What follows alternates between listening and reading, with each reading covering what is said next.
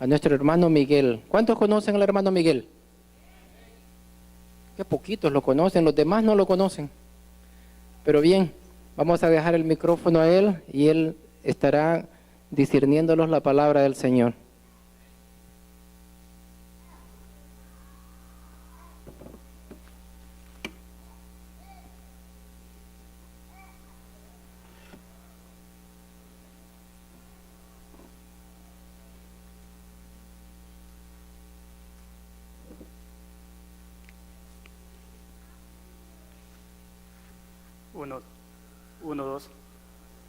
Uno, dos. Dios les bendiga, hermanos.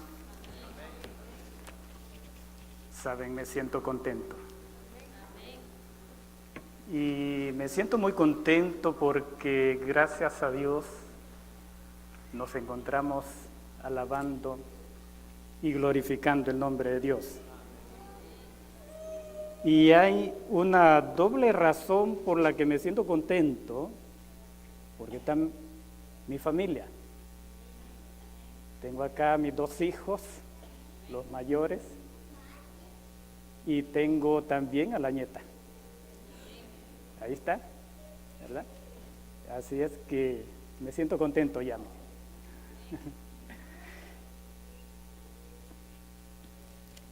Hermanos, cada vez que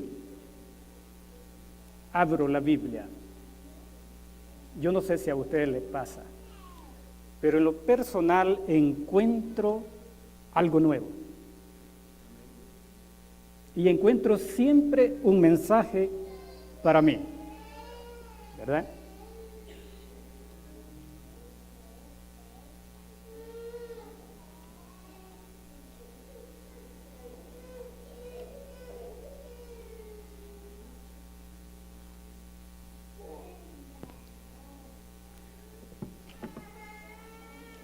Y estudiando un día de esto, encontré en el libro de Juan, en el capítulo 4, la historia de 2 personajes. Y se trata de Cristo Jesús y una mujer.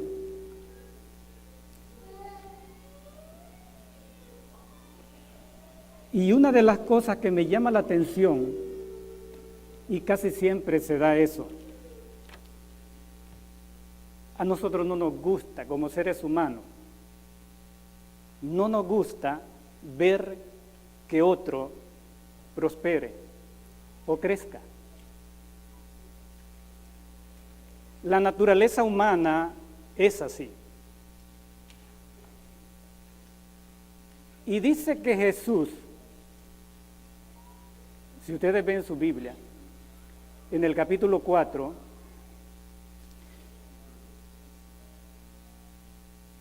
encontramos en los primeros versículos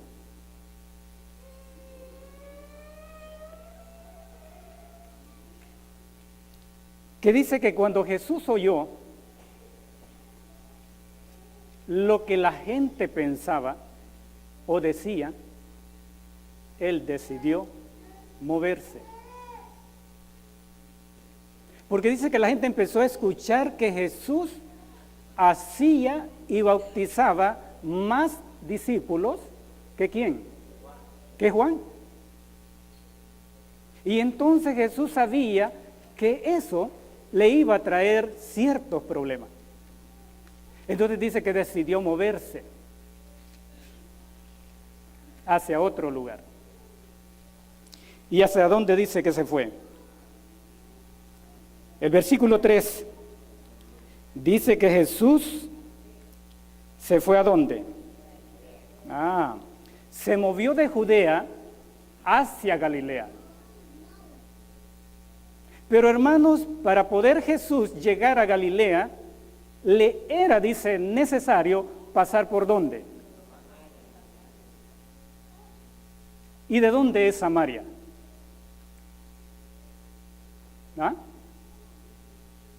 ¿Dónde estaba ubicado Samaria? ¿En Siria? o al otro extremo, ¿dónde estaba Samaria?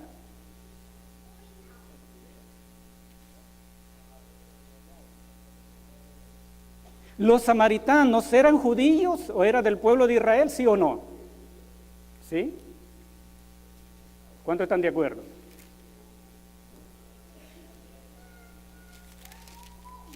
Pareciera ser que cuando empezamos a analizar este tema, empezamos a encontrar ciertos detalles que a veces nos hacen como tambalear un poco. Debido a esta entrevista que tuvo Cristo. Porque si ustedes analizan el texto que leía nuestro hermano en la lectura bíblica, ¿cómo dice? Nuestros padres adoraron ¿a dónde? Dice, oiga bien, nuestros padres adoraron en este monte, y vosotros decís que en Jerusalén es donde se debe de adorar. ¿Había una opinión en esta persona, sí o no? Había una enseñanza que ella había recibido. Había algo que ella tenía en su corazón y ella creía que era lo mejor y podía ponerlo en práctica.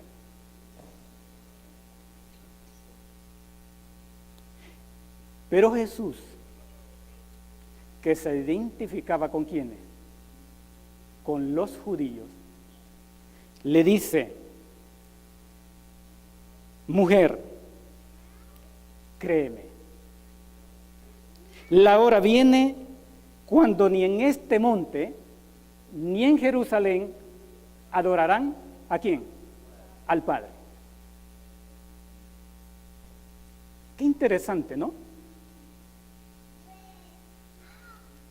Muchas veces nosotros formamos conceptos en nuestra mente y a veces los defendemos con tanto poder que no nos damos cuenta que eso lo único que hace es perder el efecto del mensaje que nosotros podemos dar. Porque una de las cosas bien importantes que hemos vivido en los grupos pequeños, los que estuvieron o estuvimos en los grupos pequeños, es llevar el evangelio a más personas. Y esa es la lucha, y ese es el mensaje, y esa es la misión, ese es el anhelo, eso es lo que Cristo espera de cada uno de nosotros. Cristo no nos llamó a la luz para vivir en la oscuridad, sino para vivir en la luz. Y la única manera de vivir en la luz es teniendo o viviendo en Cristo Jesús. Y ese era el mensaje que Cristo quería darle a esta persona. Pero la pregunta es, ¿de dónde eran entonces los samaritanos? Levante la mano los que sí saben de dónde se originó o de dónde eran originarios. De Samaria. Sí, estaban en Samaria porque saben que Samaria era la capital de ese lugar. Si ustedes analizan, ahí dice que Jesús pasó por Sicar, que era una de las ciudades de Samaria. Pero si nosotros analizamos y nos damos cuenta, por ejemplo, con el buen samaritano, son parábolas que Cristo contó dando a entender la manera en que nosotros nos comportamos con las personas de allá afuera. Y que muy a menudo nos encontramos con las personas allá afuera que necesitamos poner en práctica esta parábola que Cristo dijo en eso. Solo lo estoy mencionando nada más para hacer un paréntesis entre lo que es un samaritano y un judío. Porque los judíos eran dependientes o descendientes ¿de dónde?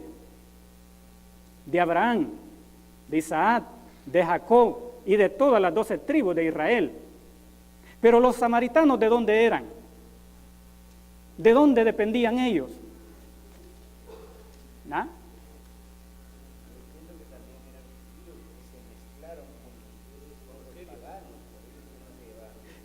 Saben que una de las cosas que nos ayuda a entender el mensaje que Cristo Jesús nos dio es que, como dijo Cristo, ahora ya no hay judíos, ya no hay griegos, ya no hay gentiles, ya no hay hombre, ya no hay mujer, porque en Cristo todos somos uno.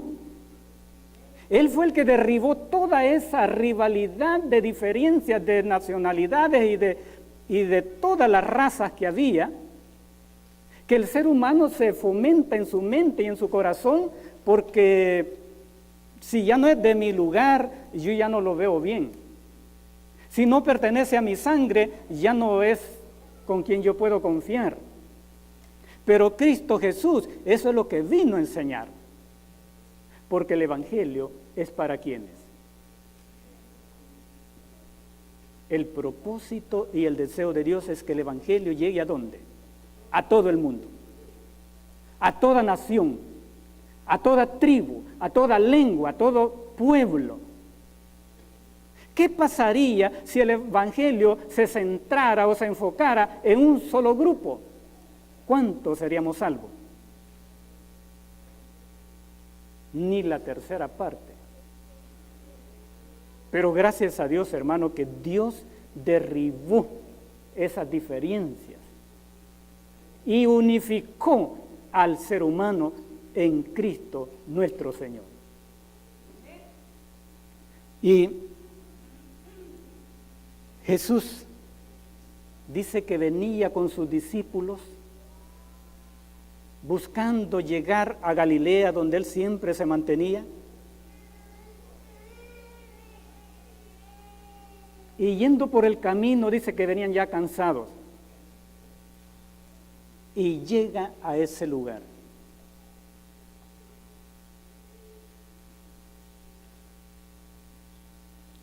Versículo 6. Allí estaba, ¿qué cosa? El pozo ¿de quién? De Jacob. Y Jesús, cansado del camino, dice, se sentó junto al pozo. Era la hora sexta.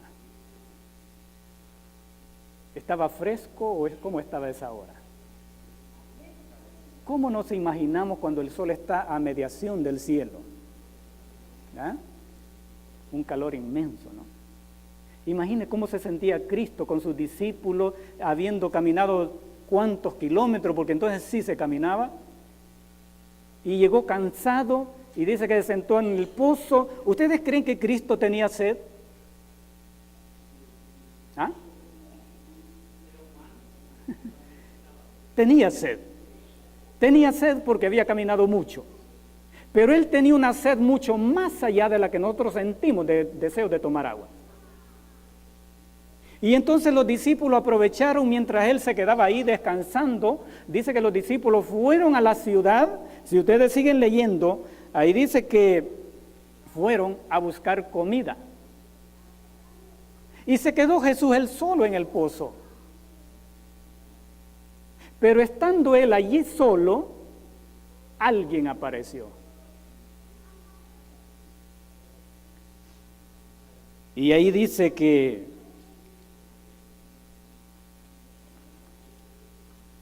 versículo 9. Entonces, dice, la mujer samaritana le dijo, ¿cómo tú, siendo judío, me pides a mí de beber? Porque si ustedes leen el versículo 7, dice que vino una mujer samaritana con un cántaro a sacar agua del pozo. Y Jesús le pide de beber.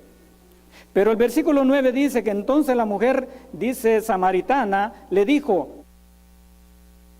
siendo judío, me pides a mí de beber, que soy samaritana. Cuando los judíos y los samaritanos, ¿qué dice? No se pueden ver. Qué tremendo lo que aquí estaba dándose. Estaba un judío y un samaritano. ¿Saben? Para los que no saben, yo creo que ya la mayoría lo saben, lo que pasa es que no quieren decir de dónde eran los de Samaria, de dónde surgieron los samaritanos. Pero yo quiero invitarlo, no ahorita, cuando llegue a su casa, váyase a aquella persona que consulta a todo mundo. Ustedes saben a quién me refiero. Y ahí pregúntele, ¿de dónde vinieron los samaritanos? Y yo para eso sí uso el teléfono. Me gusta, porque la tecnología por algo nos sirve, es buena. Pero no para las cosas que no nos van a ayudar, pero para algo importante sí. Ahorita no lo saque el teléfono, déjelo ahí, porque eso no. Pero Samaria es, como decía nuestro hermano, es una mezcla que se formó, que se estableció. Porque Israel fue esparcido muchas veces, fue invadido muchas veces y fue llevado cautivo en varias ocasiones. Pero una de los cautiverios más grandes que tuvo Israel fue cuando lo llevaron ¿hacia dónde? A Babilonia. ¿Recuerdan ustedes cuando Nabucodonosor invadió Jerusalén y llevó a todos los cautivos? Cuando aparece Daniel y sus hermanos allá en Babilonia y todo eso. ¿Cómo creen que quedó la nación de Israel, hermanos? Imagínense cómo habrá sido ese lugar después de estar bien poblado y ahora las casas estaban derribadas, las murallas estaban derribadas, las casas consumidas por el fuego. No había nada ahí. Entonces dijeron, no sea que las fieras del campo se multipliquen y se coman a los que han quedado todavía ahí. Y empezaron a llevar gente de todos los países vecinos para que fueran a vivir a Jerusalén, a Samaria, para que pudieran poblar la tierra. Y es ahí donde surgieron los samaritanos. Una mezcla de personas que fueron traídas de otros lugares, personas que emigraron de otras tierras a ocupar lo que los israelitas habían dejado solo. Y es así como se establecieron los samaritanos en Judea, en Galilea, allí en Samaria. Y ahora están esas dos naciones. Si ustedes leen Nehemías y leen Esdras, se van a dar cuenta que cuando subieron de Jerusalén del cautiverio y estaban construyendo las murallas, reconstruyendo las casas y el templo de Dios, ¿se acuerdan que tuvieron resistencia? ¿Se acuerdan que los vecinos, dice ahí, que se lo impidieron? Es más, Sanbalat y Tobía, los más poderosos de ese entonces, dice que vinieron a los jefes, a los príncipes de Jerusalén, ¿ve? A Zorobabel, que era el que estaba llevando esa obra, y dice que le dijeron, vamos a construir con ustedes el templo a nuestro Dios. ¿Pero qué dijeron ellos? No nos conviene construir el templo a nuestro Dios con ustedes, porque ustedes no tienen parte con nosotros. Y hermano, qué tremendo es cuando nosotros formamos esa rivalidad. Yo no sé qué va a pasar si ustedes vieran al hermano Miguel platicando con algún mormón, con algún testigo de Jehová. Saben que a mí me encanta platicar con las personas. Me gusta. Trabajo con una señora en uno de los trabajos que tiene 66 años. Pero a veces me preocupa porque siento que corre más rápido que yo. Imagínense. Óigame. Y ya, Señor, es testigo de Jehová. Esas personas andan en la Biblia aquí, hermano. Se supone que un adventista no tiene que quedarse tan bajito, ¿no? No para competir, sino para presentar el mensaje. Y hermano, hay que hacerlo con un escrito, está. Así que eso es lo que pasa. Cuando nosotros nos encontramos con personas de otra denominación, personas con un mensaje, casi es el mismo mensaje, pero enfocado de un punto diferente. Pero que nosotros con la sabiduría que Dios nos ha dado, tenemos que presentar el mensaje que dijo Cristo. Esta mujer le dijo, Señor, Nuestros padres nos han enseñado que en este monte donde tenemos que adorar. Pero los judíos nos están diciendo que no, que hay que ir al templo. Y de paso, hermano, yo invito a toda la iglesia. Y yo le decía a los hermanos ahora en la mañana, y mi hijo me decía, mire papá, yo voy para allá, pero imagínate, ustedes van para la iglesia. Sí, hijo, vamos, hoy me toca estar ahí. Tengo un programa de oración y tenemos que estar ahí a las 7 de la mañana. Pero ustedes no se preocupen, vénganse y váyanse directo a la iglesia, ¿verdad? Y viene con mi hermano, así que, y mi hija ahí. Así que gracias a Dios ellos ahí están, ¿verdad? A mí no me preocupó, que yo sé, es duro. Él me dijo, no papá, es que mire, fíjate que siempre que llegamos ustedes siempre van para la iglesia. Y yo le digo, sí hijo, tengo que ir. Y ellos saben bien, yo no es que no los quiera, yo los amo, y yo siempre los quiero, pero eso no me va a impedir que yo me venga para la iglesia. Porque si yo me quedo con ellos y Cristo viene, nos vamos a perder todos, ¿verdad? Así que mejor hay que traerlos a la iglesia. Yo invito a los hermanos que tienen vecinos, que tienen amigos, que tienen familia y que los va a venir a visitar. Hermano, en vez de quedarse en la casa, tráigaselo para acá. Porque aquí ellos van a aprender el camino hacia la vida, ¿dónde? Eterna. Hermano, hay cosas tan bonitas que Dios tiene preparados para los que le aman, que dice que la mente humana y el oído no alcanza, hermano, a poder ver lo que Dios le ha preparado a usted y a mí. Y yo quiero que mis hijos también lo alcancen, ¿no? Así que, hermano, la única manera es presentar el mensaje que Cristo Jesús ha presentado. Esta mujer tenía ese concepto. ¿Sabe que en el antiguo tiempo, vea, solo para que vea, no le estoy hablando otra cosa, Deuteronomio explica la forma de culto que existía en el pasado. Deuteronomio capítulo 12, vea lo que dice la Biblia, para que usted tenga una idea y cuando encuentre una persona, usted pueda darle el mensaje correcto. ¿Cuál es el lugar de culto? Hay muchas personas que tienen conceptos, que porque así les enseñó el papá, así les enseñó la abuelita, el abuelito, ellos no pueden cambiar. Pero vea, dice Deuteronomio 12, de versículo 1 en adelante, las normas y mandatos que cuidaréis de poner por obra durante, dice, vuestra vida, en la tierra que el Señor, el Dios de vuestros padres, os va a dar en posesión, son estos. ¿Qué dice? Destruiréis enteramente todo, ¿qué, hermanos? Los lugares donde, dice,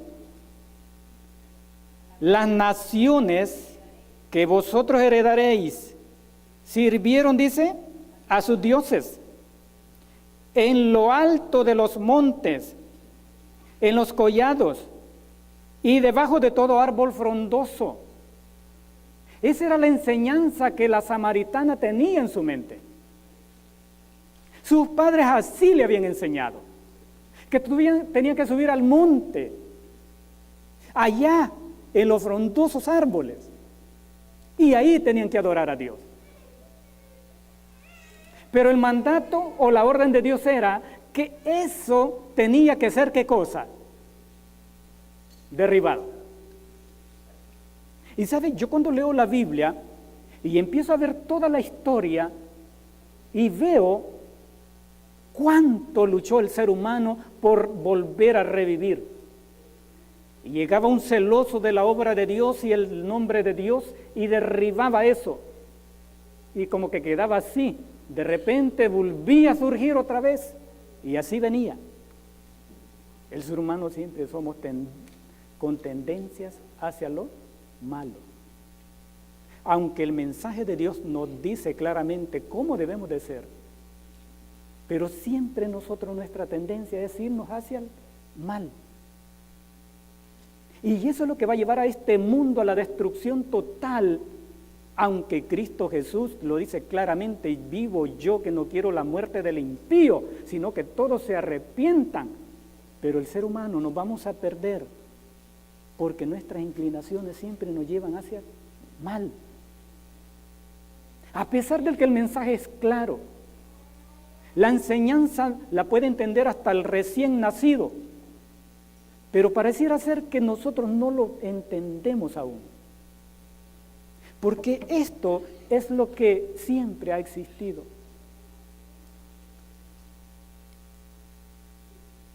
Y dice el versículo 3: derribaréis sus altares, quebraréis sus imágenes, quebraréis sus postes idolátricos y extirparéis el nombre de ellos de esos lugares.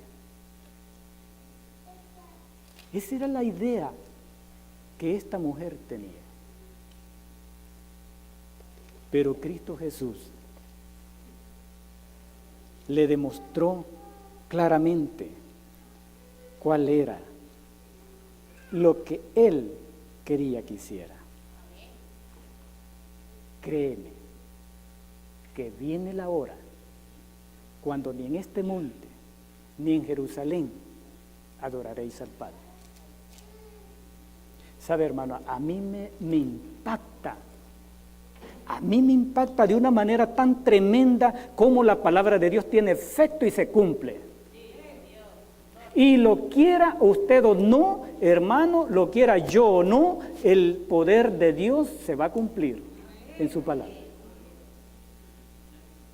La palabra de Dios dijo claramente que ese templo, que era considerado una de las maravillas del mundo, iba a ser derribado. Imaginen, Nabucodonosor lo derribó. Pero Nabucodonosor derribó el templo que había construido ¿quién? Salomón. Ese templo con columnas de mármol, con bases de bronce, bañado de oro. Un templo que era hermosísimo.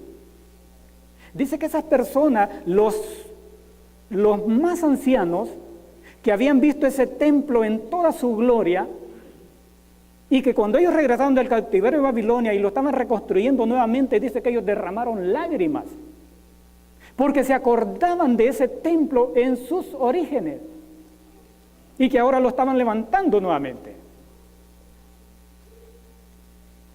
Pero esa nueva reconstrucción que se estaba haciendo, esa iba a ser derribado ¿cuándo? ¿Ah? Después de Cristo, en el año 70. Hermano, a mí me impacta. Lea, hermano, los evangelios. Léalo. Los evangelios explican la forma en que esos lugares tan hermosos y bonitos iban a ser derribados. Y sabe que a mí me impacta mucho la forma en que Dios dijo: no quedará piedra sobre piedra que no sea removida. ¿Y usted sabe por qué dijo Cristo eso? ¿Usted sabe por qué dijo Jesús que no iba a quedar una piedra sobre piedra que no fuera removida? Antes, hermano, no existía. Este país, hasta para ir al campo, está pavimentado, ¿no? En los países nuestros ni las calles principales casi se hayan pavimentadas, cuesta, ¿no? No sé, ¿verdad? Aquí tenemos de diferentes lugares de sur y de centro y de no sé de dónde más, de América. Pero acá todo está pavimentado. Pero entonces era pura piedra las calles, empedradas, todo. Pero hermano, ese templo irradiaba una gloria que desde lejos se podía apreciar. Y a mí me impacta mucho, y este no es el tema, me voy nada más solo para describirles la forma en cómo el mensaje, hermano, se cumple. Que ese emperador, Tito, que fue el emperador romano que iba al mando de esa tropa cuando fue invadido Jerusalén en el año 70, dice que un soldado, imagínense, ¿cómo Dios, hermano, Dios hace que se cumpla su palabra usando el método más simple? Dice que un soldado por azar lanzó una tea, imagínense. La orden que había dado este general que iba al mando de ese ejército era que destruyeran todo, menos el templo, menos el templo. Esa era la orden que él había dado a toda su tropa que tenía rodeado a Jerusalén. Que cuidado con destruir el templo de Jerusalén. Pero ese soldado, por accidente, yo no sé si se le escapó esa tea o la lanzó, pero dice que fue al azar y fue a caer exactamente en las cortinas del templo. Y esas cortinas, ¿qué creen que pasó con el fuego? Empezó a subir y empezó a agarrar fuego. Y empezó a agarrar fuego de tal manera que dice que esos hombres lucharon y batallaron por apagar ese fuego y no lo pudieron. Y todo ese oro de ese hermoso templo construido empezó a derretirse y empezó a correr por todas aquellas calles empedradas y a llenar toda la calle de puro oro. ¿Qué creen que pasó después? Cuando ese oro se había derretido y había pasado por todas aquellas calles llenando todos los espacios. Saben que el oro fundido se vuelve líquido y empieza a correr llenando todos los espacios que las piedras dejaban. Entonces las personas, con el afán de sacar ese oro, movieron hasta la última piedra. Y se cumplió la palabra que había dicho: no quedará piedra sobre piedra que no sea removida. Y así pasó. Por eso dijo Cristo: viene la hora donde ni en este monte ni en Jerusalén adorarán al Padre. Ahora yo pregunto, hermano, entonces, ¿dónde debemos de adorar a Dios? ¿Cuál es el título del mensaje? ¿Cuál es el título? ¿No lo sabe?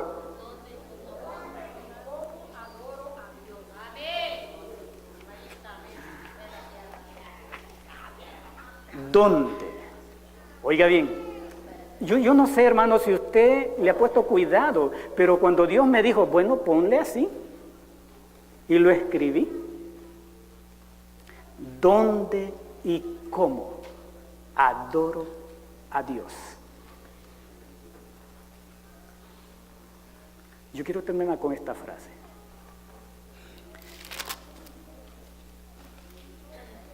En el capítulo 4 siempre de Juan, y con este texto yo quiero terminar. Juan, capítulo 4, porque la pregunta es: ¿dónde van a adorar los verdaderos adoradores? Si no es en Jerusalén, si no es en el monte. Dice Jesús: sin embargo, versículo 23, sin embargo, la hora viene, ¿y qué más dice? Y ya ha llegado, en que los verdaderos adoradores adorarán al Padre en espíritu, ¿y en qué más? Y en verdad. Hermano, Cristo dijo: viene la hora, pero Él lo recalca y dice: y ya ha llegado. No es que va a venir, no es que viene, sino que ya llegó. En que los verdaderos adoradores adorarán al Padre, ¿cómo? En espíritu y en verdad. Pero hay algo más todavía. Dice el versículo 24, Dios es espíritu y los que le adoran deben de adorarle en espíritu y en verdad, porque tales adoradores busca el Padre que le adore. Yo quiero ver las manos. ¿Cuántos adoradores en espíritu y en verdad tenemos esta mañana? Porque el Padre, esos son los adoradores que busca. Dios es espíritu y los que lo adoran deben de adorarle en espíritu y en verdad. Hermano, Cristo Jesús no se quedó descansando solo porque tenía sed.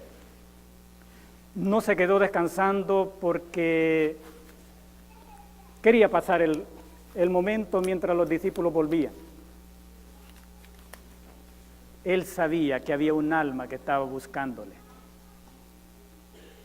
Cuando Cristo Jesús le dijo, dame de beber, y ella le negó, Él le dijo, si tú supieras,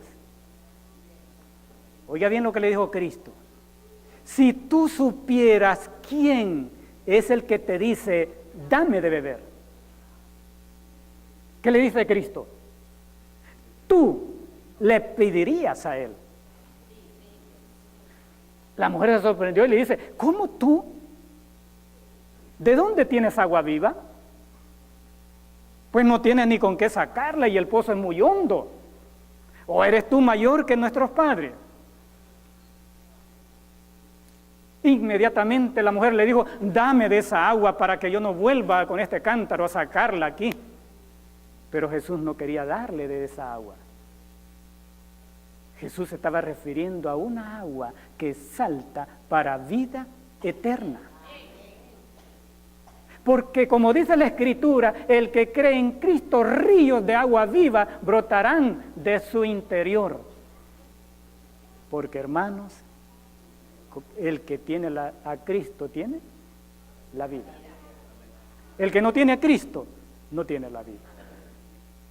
Y si nosotros queremos tener vida, entonces tenemos que tener ¿a quién? Tenemos que tener a Cristo. Y nada más podemos encontrar esa vida entregándole nuestro corazón a Dios, para que Él nos dé no solo la vida, sino la vida eterna. ¿Cuánto quisieran, hermano, tener esa vida? ¿Sabe que hoy en día las personas no hay cosa que le tengamos más miedo que es a qué? ¿Ah? Yo creo que nadie se quisiera morir. Si aquí vinieran ahorita y dijeran, mire, ¿quiénes se quieren morir? Vámonos, los voy ahorita. ¿Cuántos levantarían la mano? Hermano, yo creo que ahorita lo que más le huimos es a la muerte. Pero no queremos la vida. Le huimos a la muerte, pero no queremos la vida. Y Cristo nos ofrece la vida eterna. Pero llega el momento, hermano, en que la muerte huirá de usted y de mí. Y aunque usted la siga, entonces la muerte va a huir de nosotros. Porque ahorita nosotros huimos de la muerte. Pero viene el día en que la muerte va a huir de nosotros. Porque, hermano, el único que va a reinar y quiere que reinemos con Él es Cristo, nuestro Señor. Yo los invito para que entreguemos nuestra vida a Dios. Para que Él sea el que nos dé la vida y la vida eterna. Que Dios nos bendiga, hermano, en esta mañana.